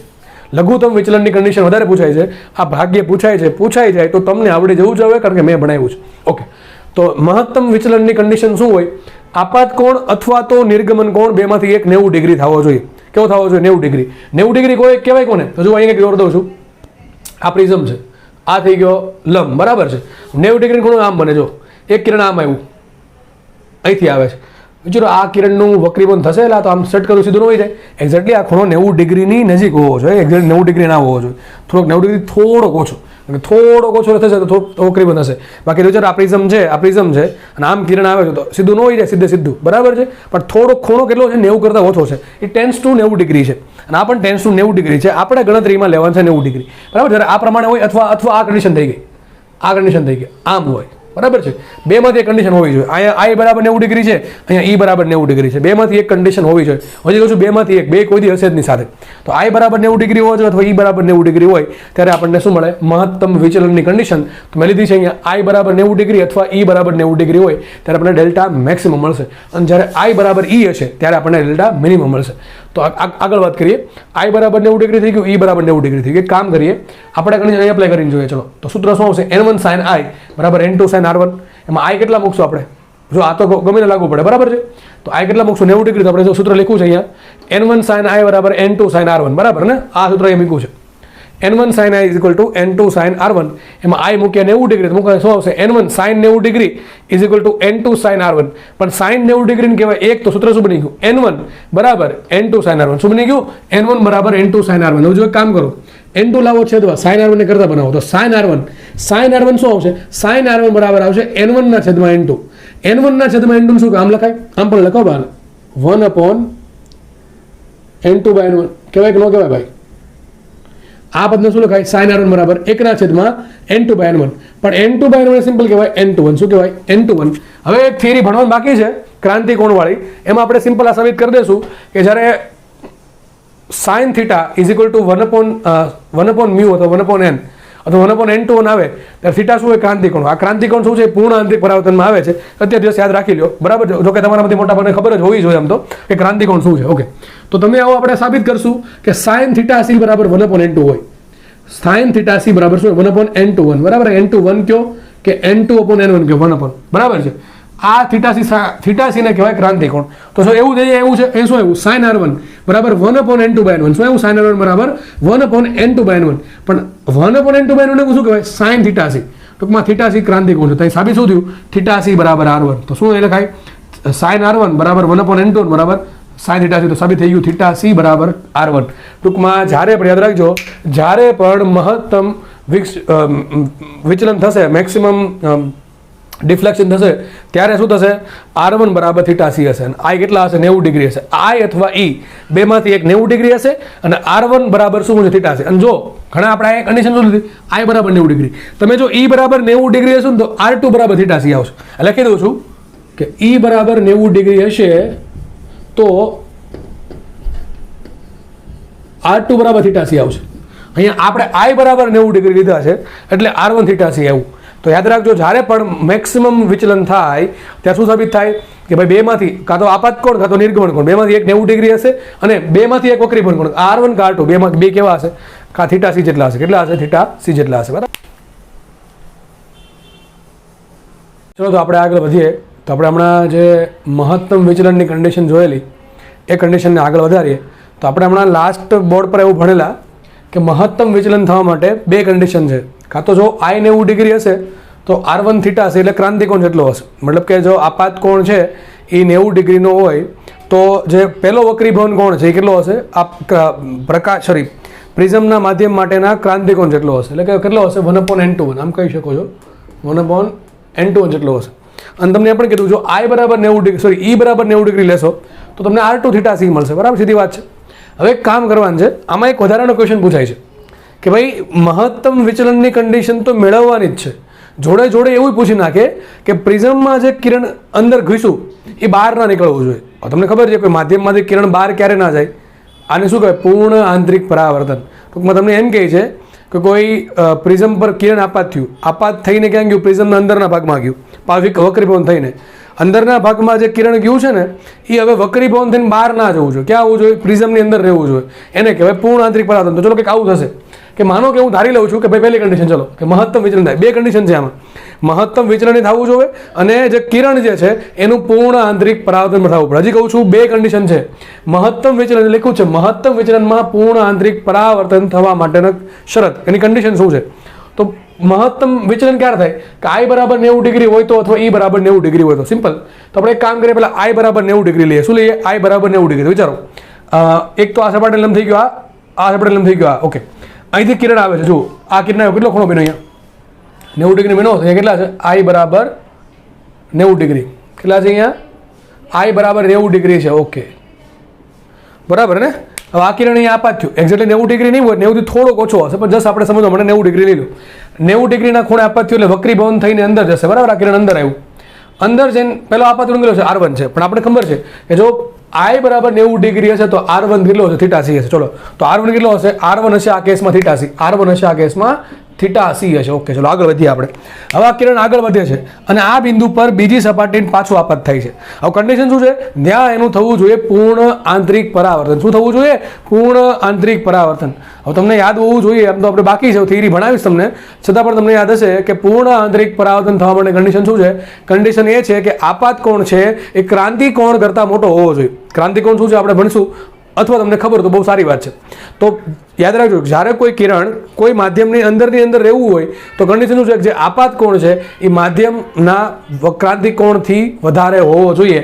તો અહીંયા આ કેસમાં સપાટી, બીજી સપાટી છે એના માટે આપાત કોણ R2 છે. હવે આપણે વિચારતા હોય કે આ જે કિરણ આપાત થયું બીજી સપાટી પર એ બહાર ના નીકળે, તો એના માટે કન્ડિશન એ છે કે જે બીજા કિરણનો જે આપાત કોણ છે એ આ જે માધ્યમ છે એટલે કે પ્રિઝમ અને હવાનું માધ્યમ અથવા બીજું કોઈ માધ્યમ એના ક્રાંતિકોણથી મોટો હોવો જોઈએ. તો આ કેસમાં જો મારે આ જે કિરણ જે છે બરાબર વચ્ચેના ભાગમાં એને બહાર ના નીકળવા દેવું હોય, એટલે કે એનું પૂર્ણ આંતરિક પરાવર્તન કરવું હોય તો આપાત કોણ એટલે કે R2 કેટલો હોવો જોઈએ? R2 should be greater than theta C. Should be ની, it must be. R2 must be greater than theta C, તો જ આવું થશે. બરાબર, તો આ કન્ડિશન મને મળી ગઈ કે ભાઈ બે કન્ડિશન કે મહત્તમ વિચલન થાય છે આમાં અને પૂર્ણ આંતરિક પરાવર્તન થાય છે. તો આઈ બરાબર 90 ડિગ્રી હશે, R1 બરાબર થીટા સી હશે અને R2 must be greater than theta C હશે. બરાબર છે? અને તમને R1 મળે, આઈ મળી ગયો, R1 મળી ગયો, એના પરથી A બરાબર R1 પ્લસ R2 સૂત્ર યુઝ કરો તો R2 મળે ને R2 પરથી શું મળે? E મળે. અહીંયા શું હશે? A હશે. બરાબર, અહીંયા શું હશે? A હશે. ઓકે, ચલો આપણે આ કન્ડિશનને આગળ વધારીએ મેથેમેટિકલી. તો આપણે એવું ભણ્યા હમણાં કે ભાઈ મહત્તમ વિચલન થવું છે તો શું કરીશું? આઈ બરાબર 90 ડિગ્રી થવું જોઈએ અને R1 બરાબર થીટા સી થવું જોઈએ. એક કામ કરીએ, અને બહુ મહત્વની કન્ડિશન, આ મહત્તમ વિચલનની કન્ડિશન આ છે. આ જે કન્ડિશન છે એ મહત્તમ વિચલનની છે અને એમાં મારે પૂર્ણ આંતરિક પરાવર્તન જોઈએ છે. તો એની કન્ડિશન અલગથી R2 ગ્રેટર ધેન θc હોવો જોઈએ. એક કામ કરીએ, આ સમીકરણમાં છે ને બંને બાજુ R1 નો સરવાળો કરું. આ બાજુ R1 ઉમેરું છું, આ બાજુ R1 ઉમેરું તો શું આવશે? R1 + R2 બરાબર θc + R1. મેં શું કર્યું? બે બાજુ R1 એડ કર્યા. પણ આપણે તો ભણ્યા છીએ સર કે I બરાબર 90 ડિગ્રી છે અને R1 બરાબર θc. તો આ જે R1 છે એની જગ્યાએ શું લખાય? θc લખાય ન લખાય? તો સૂત્ર શું બનશે અહીંયા? R1 + R2 બરાબર θc + θc બરાબર 2θc. તો શું મેળવ્યું મને? R1 + R2 બરાબર શું મેળવ્યું? θc + θc 2θc. ઓકે, આવું મેળવ્યું કે ન મેળવ્યું? પણ સર આપણે હમણાં ભણ્યા કે R1 + R2 તો એ કહેવાય. શું કહેવાય? એ કહેવાય. બરાબર, એક ભૂલ પડે અહીંયા. ક્યાં? અહીંયા ભૂલ છે. અહીંયા આપણે એડ કર્યા છે, નિશાની નહીં બદલે ને. મેં શું કર્યું? આ બે બાજુ R1 એડ કર્યા તો બધે અહીંયા આપણે એવું જ આવશે, ગ્રેટર ધેન આવશે. ઓકે ઓકે, ચલો ફરતી કહું છું. કન્ડિશન શું છે? R2 greater than θc. બે બાજુ R1 એડ કરો તો શું આવશે? R1 + R2 is greater than θc + R1. કારણ કે R1 છે ધન સંખ્યા છે એટલે આજે શું કહેવાય? અસમતા છે, બદલેલી છે. તો R1 + R2 greater than θc + R1. પણ R1 ને શું કે θc? કારણ કે આપણે I બરાબર 90 ડિગ્રી લીધું છે મહત્તમ વિચલન માટે. તો અહીંયા મૂકીએ કિંમત R1 બરાબર θc મૂકો તો શું આવશે? θc + θc is equal two 2θc. એટલે આપણે હમણાં ભણ્યા હતા R1 + R2 એ કહેવાય. તો છેલ્લી કન્ડિશન મને મળી ગઈ એ ગ્રેટર ધેન 2θc. એટલે કે અથવા આમ પણ લખાય એ ગ્રેટર ધેન 2θc જગ્યાએ R1 લખાય તો આમ પણ કન્ડિશન મળી ગઈ. તો છેલ્લી કન્ડિશન આ મળી ગઈ. જ્યારે પણ પ્રિઝમ માટે આ કન્ડિશન સેટિસ્ફાય થશે કે એનો જે એ છે ઇઝ ગ્રેટર ધેન 2R1 હોય, જ્યારે ક્યારે I બરાબર 90 ડિગ્રી હોય ત્યારે. અને જો E બરાબર 90 ડિગ્રી હશે તો કન્ડિશન આવશે A ગ્રેટર ધેન 2R2. તો બેમાંથી એક કન્ડિશન, કાં તો A is greater than 2R1 હોવો જોઈએ અથવા A is greater than 2R2 હોવો જોઈએ. ત્યારે બે કન્ડિશન સેટિસ્ફાય થશે, મહત્તમ વિચલન થશે અને પૂર્ણ આંતરિક પરાવર્તન પણ થશે. તમને પૂછાય પ્રશ્ન આવો કે ભાઈ પ્રિઝમના કેસમાં મહત્તમ વિચલનમાં પૂર્ણ આંતરિક થવા માટેની સાચી શરત કઈ? તો બધી શરતો છે. તો આપણે જે યાદ રાખી શકીએ આ શરત છે એ A is greater than 2θc હોવો જોઈએ અથવા આ વધારે યાદ રાખવી A is greater than 2R1 હોવા જોઈએ. હવે મારે આમાં વક્રીભવન શોધવો છે. વક્રીભવન તો પાછો આપણે પહેલા સ્નેહના નિયમમાં છીએ કે n1 sin I is equal to n2 sin R1. એમાં I બરાબર શું મૂકીશ? 90 ડિગ્રી મૂકીશ તો R1 શું મળશે મને? R1 મળશે θc. યાદ છે ને? R1 શું મળે? θc મળે. તો આપણે ભણી ગયા હમણાં કે n1/n2 બરાબર sin R1. પણ એક કામ કરો, જો આ એક સમીકરણ બરાબર. હવે એક કામ કરો, આમાં શું કરું? બે છેદમાં લઈ જાઓ તો શું આવશે? A/2 is greater than R1. ફરીથી અહીંયા જુઓ A is greater than 2R2, A is greater than 2R1 છે. 2 જવા તો છેદમાં શું આવશે? A/2 is greater than R1. બે બાજુ શું લગાડું? સાઇન લગાડું. શું લગાડું? સાઇન. સાઇન કેમ લગાડું ખબર પડી જશે હમણાં. તો બે બાજુ લગાડું મેં સાઇન, તો શું આવશે અહીંયા? Sine A/2 is greater than sine R1. શું લગાડું? Sine A/2 is greater than sine R1. પણ સાઇન R1 ને શું કહેવાય? n1/n2 બરાબર ને? I બરાબર 90 ડિગ્રી મૂકો તો સાઇન R1 બરાબર શું આવશે? n1/n2. તો સાઇન R1 બરાબર શું મૂકું મેં? n1/n2 બરાબર. શું મૂકું? સાઇન R1 બરાબર n1/n2. તો છેલ્લી કન્ડિશન આમ પણ યાદ રાખી શકો કે sign A/2 is greater than n1/n2. તો આ કન્ડિશન પણ મોસ્ટ IMP છે. આ કોના પર ડિપેન્ડ કરે? વક્રી ભવનાંક પર. ટૂંકમાં પ્રિઝમનો વક્રી ભવનાંક એ ટાઈપનો હોવો જોઈએ કે જેથી સાઇન A/2 ની કિંમત n1/n2 થી મોટી આવે. સાઇન A/2 ની કિંમત n1/n2 થી મોટી આવે તો જ આવું થાય. મગજમાં રાખજો. અથવા આમ પણ કહી શકો આ બધી કન્ડિશન સાચી છે, આ સાચી, આ સાચી, આ સાચી, આ બધી સાચી છે, અલગ અલગ સ્વરૂપે છે. ખરાબ થઈ જશે એવું લાગે. ચલો તમે એક કામ કરજો અને બોક્સ બનાવી દેજો. બરાબર છે? ઓકે, ચલો આપણે આગળ વધીએ. હવે તમને સમીકરણ આ છે આમ પણ આપે ને આમ પણ આપે. જુઓ આપણે સાબિત શું કર્યું? Sign A/2 is greater than n1/n2. n1/n2 શું કહેવાય? 1/n2 અથવા આમ પણ કહી શકાય n1/2. હવે આને આમ પણ કહી શકાય, જો આ પદને આમ લાવો ને આ પદને છેદમાં લાવો તો આમ પણ લખાય n2/n1 બરાબર n21 બરાબર 1/sin A/2 અને 1/sin θ ને કહેવાય કોસેક θ. તો કોસેક A/2. તો આ પ્રશ્ન પૂછાયેલો છે કે ભાઈ પ્રિઝમમાં મહત્તમ વિચલનમાં પૂર્ણ આંતરિક થવા માટેની કન્ડિશન કઈ? તો કન્ડિશન આ છે કે પ્રિઝમના માધ્યમનો વક્રી ભવનાંક એ પ્રમાણે હોવો જોઈએ કે n2/n1 બરાબર શું થવું જોઈએ? Cosec A/2. ગ્રેટર ધેન આવશે ને? અહીંયા બધે ગ્રેટર ધેન આવશે. ક્યાં? અહીંયા સુધી એ બધા ગ્રેટર ધેન આવશે. તો આવી ગઈ કન્ડિશન કે n2/n કેટલા હોવા જોઈએ? n2/n1 કોસેક A/2 થી મોટા હોવા જોઈએ. બરાબર, સિમ્પલ કન્ડિશન. ટૂંકમાં આને આમ લાવો ને આને આમ લાવો, બીજું કંઈ કર્યું નથી. તો આ તમારે યાદ રાખવાનું છે. થિયરી યાદ રાખવાની છે. દાખલા ગણાવતો નથી. દાખલામાં સિમ્પલ તમને એ આપી દે અથવા R1 આપી દીધું, કન્ડિશન પૂછે તો તમને હવે દાખલા નહીં ગણાવું, જસ્ટ થિયરી સમજવાની છે. 2 કન્ડિશન એકમાં આવી, મહત્તમ વિચલન પણ થાય છે અને પૂર્ણ આંતરિક પરાવર્તન પણ થાય છે. આ બધી કન્ડિશન છે. આ બધી એમ તો ગણી શકો તમે. તો થિયરી આ MP છે. હવે આપણે આગળ પ્રયાણ કરીએ દાખલા પર. દાખલા જે વધારે પૂછાય છે એ પૂછાય છે લઘુત્તમ વિચલનના. તો એક દાખલો તમને ગણાવ્યો છે, એક દાખલા બધી વસ્તુ આવી જશે અને 2 દાખલા તમને હોમવર્કમાં આપણે આપેલા છે. ફટાફટ આપણે દાખલા રકમવા છે. શું છે? જુઓ, 60 ડિગ્રી પ્રિઝમ કોણ ધરાવતા પ્રિઝમ માટે ડેલ્ટા એટલે મિનિમમ વિચલન આપ્યું છે, લઘુત્તમ વિચલન. તમને એવું કીધું છે એક 60 ડિગ્રી પ્રિઝમ કોણ, ટૂંકમાં A બરાબર આપ્યા 60 ડિગ્રી. એના માટે વિચલન કોણ, લઘુત્તમ વિચલન કોણ છે 30 ડિગ્રી. ટૂંકમાં આપણે ડેલ્ટા એમના સૂત્ર યુઝ કરી શકશું. ડેલ્ટા એમ 30 ડિગ્રી છે તો હવા અને કાચના માધ્યમ માટે, પ્રિઝમનું માધ્યમ કાચનું છે અને બહારનું માધ્યમ હવાનું છે એવું કહે છે. પ્રિઝમ અને હવા અને કાચના માધ્યમ માટે તમારે I શોધવાનું છે, E શોધવાનું છે, R1 શોધવાનું છે, R2 શોધવાનું છે, N2 શોધવાનું છે. અને આગળ એવું લખ્યું છે પ્રિઝમના માધ્યમમાં પ્રકાશનો વેગ પણ શોધવાનો છે. તમને આટલી બધી વસ્તુ નહીં પૂછે, કોઈ એક પૂછશે. બહુ સારી, મોટા ભાગે આ પૂછી નાખે છે પ્રકાશનો વેગ શોધો. એક તમને છેલ્લી વાત કરીશ આની, બરાબર? આપણે આગળ વધીએ અત્યારે. મને 2 વસ્તુ આપી, A આપ્યા અને ડેલ્ટા એમ આપ્યા. A આપ્યા 60 ડિગ્રી, ડેલ્ટા એમ આપ્યા 30 ડિગ્રી. ચલો હવે ઇઝીલી શું મળે? R1 R2 ઇઝીલી મળે. પહેલાં તો સૂત્ર શું આવશે આપણે ખબર છે. ડેલ્ટા એમ માટે હવે બધી સાબિત નથી કરતો હું, આગળ સાબિતી આપણે જોઈ છે. આપણે હમણાં ભણ્યા હતા કે લઘુત્તમ વિચલન કોણ માટે કન્ડિશન શું છે? A બરાબર 2R1 બરાબર 2R2 છે. હવે તમે વિચારો, A બરાબર તમે 60 ડિગ્રી મૂકો તો R1 બરાબર શું મળે? 30 ડિગ્રી. R2 બરાબર શું મળે? 30 ડિગ્રી. વાત થઈ ગઈ પૂરી. તો મને R1 મળી ગયા, R2 મળી ગયા, 30 ડિગ્રી મળ્યા. ચલો આ 2 નો ખલ ખતમ. હવે તમારે I શોધવો છે. વિચારો તો તમને તરત મગજમાં આવશે કે R1 મળી ગયા અને I મેળવવા છે. સરે કીધું હતું કે N1 sin I બરાબર N2 sin R2, પણ N2 ક્યાં લેવા જાઓ? N2 છે નથી. N2 નથી તો આપણને I નહીં મળે નહીં E મળે, બરાબર ને? નહીં I મળે નહીં E મળે. એક અલગ રીત છે શોધવાની, આપણે છેલ્લે ચર્ચા કરીએ છીએ. પહેલાં એક કામ કરીએ, આપણે N2 શોધી નાખીએ. N2 ક્યાંથી મળશે? વિચારો, N2 ને ડેલ્ટા એમને લેવા દેવા છે. સૂત્ર યાદ કરો, આવું હતું કે ડેલ્ટા એમ માટે સૂત્ર શું હતું? N2 by N1 બરાબર sin A plus delta M by 2 છેદમાં sin A બાય 2. મારી પાસે A છે, ડેલ્ટા એમ છે, ચલો મૂકીએ. A બરાબર કેટલા મૂકીએ? 60 ડિગ્રી. ડેલ્ટા એમ મૂકીએ 30 ડિગ્રી. શું આવશે? N2 by N1. N1 કેટલા લેશું? લખી દઉં છું N1 બરાબર 1. N1 બરાબર 1, કારણ શું? હવાનું માધ્યમ છે એટલે, બરાબર ને? અમે કીધું હવાના માધ્યમ માટે, તો હવામાં હવા આપી એટલે N1 બરાબર 1 મૂકી દેશું. તો N2 રેખા એમને N1 બરાબર મૂક્યા 1, બાકીની બધી એમને sin 60 પ્લસ 30 ભાગ્યા 2 છેદમાં sin 60 ભાગ્યા 2 એટલે sin 30 આવશે. બાકીની ગણતરી અહીંયા કરી છે. તો N2 બરાબર 60 ને 30 90 ભાગ્યા 2 sin 45 છેદમાં sin 30, બરાબર ને? sin 45 થાય 1/√2, sin 30 થાય 1/2. 2 જશે ઉપર, √2 તો છેદમાં તો 2/√2. તો છેલ્લે સમજવા મળી ગયો કે જો વિચલન આ કન્ડિશન માટે, આવી કન્ડિશન માટે કે ભાઈ પ્રિઝમ કોણ 60 ડિગ્રી હોય અને લઘુત્તમ વિચલન કોણ 30 ડિગ્રી હોય તો પ્રિઝમનો વક્રી ભવનાંક ફરજિયાતપણે કેટલો હશે? √2 હશે. કેટલો હશે? √2 હશે. ઘણી વખત તમને ક્રાંતિકોણ પૂછે. ક્રાંતિકોણ, તો ક્રાંતિકોણ કોને કઈ મળશે? 1/sin θc. 1/sin θc કરો તમને શું મળે? ક્રાંતિકોણ મળે, બરાબર છે? ઓકે, ચલો કેટલા મળે? 45 ડિગ્રી, બરાબર? એ પૂછે તોની વાત છે. આ પ્રશ્ન બહુ સારો છે, પ્રકાશનો વેગ શોધો. હવે ઘણા લોકોને ખબર જ ન પડે સર પ્રિઝમની થિયરીમાં તો પ્રકાશનો વેગ આપણે તમે ભણાવ્યો જ નથી.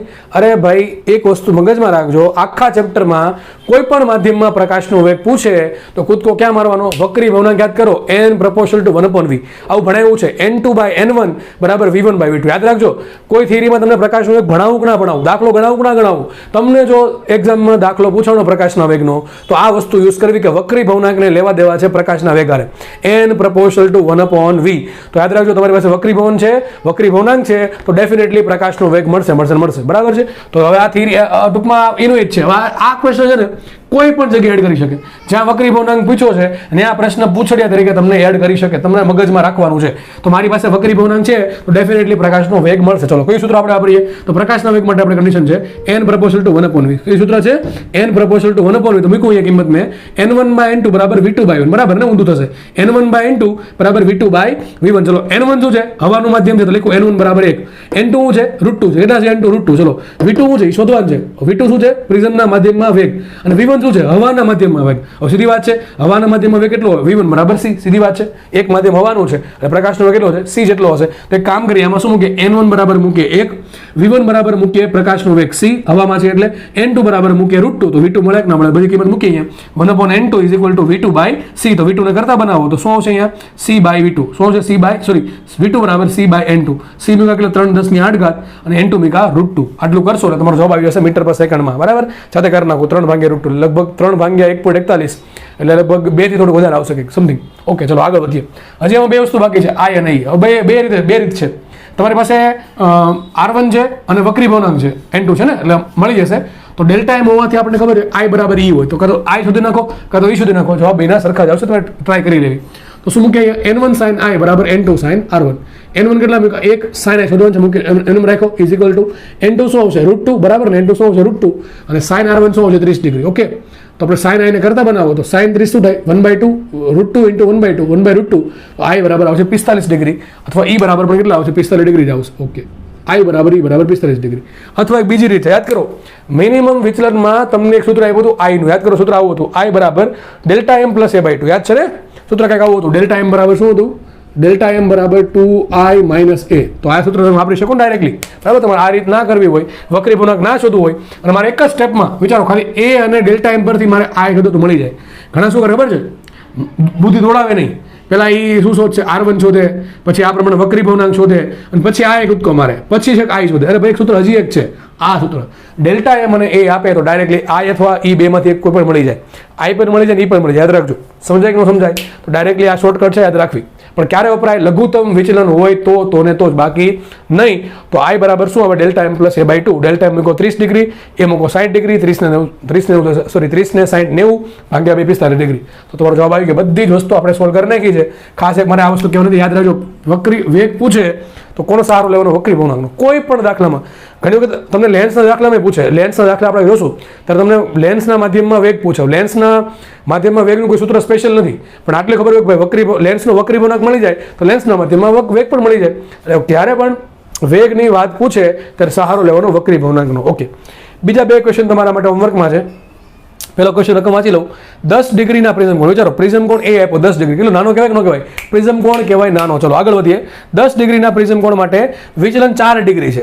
વિચલન નાનું છે, ટૂંકમાં ડેલ્ટા એમ આપ્યો આપણને 4 ડિગ્રી. તો પ્રિઝમનો વક્રી પૂર્ણાંક શોધો. સૂત્ર કયું આવશે? વિચારો, ડેલ્ટા એમ બરાબર n2 1 હવે આપણે વિચારો, એક તો પ્રિઝમનું માધ્યમ છે, એનો વક્રી પૂર્ણાંક શોધવાનું છે, પણ બીજું માધ્યમ કયું છે? પ્રિઝમને ક્યાં મૂક્યો? આપ્યું નથી. એને હવા મૂક્યો, પાણી મૂક્યો, ક્યાં મૂક્યો? આપ્યું નથી. આપણે શું લેશું? હવા લેશું.